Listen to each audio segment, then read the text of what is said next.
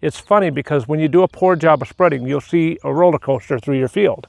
And a lot of farmers look at that and say, wow, things don't go well when you do that. The truth of the matter, what it does is it validates that where you did get good application, things were working.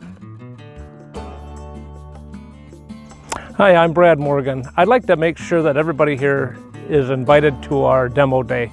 We should have multiple spreader trucks doing multiple applications and making certain that we can understand application rates. So we'd like to invite you to that. You really want to match your manures with your phosphorus needs. So if you're always maximizing your crop removal rate with your phosphorus needs, the economics play right into the hand of just good common sense practices. So that's why we're really focusing this year on trying to learn and teach people that calibrating their spreaders, making certain that they do everything they can to be consistent in it, and it'll help them make money all the way through.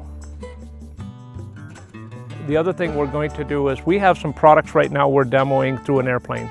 If things go well weather-wise, we're hoping to be able to do a demonstration with an application of an organic product that we're manufacturing now.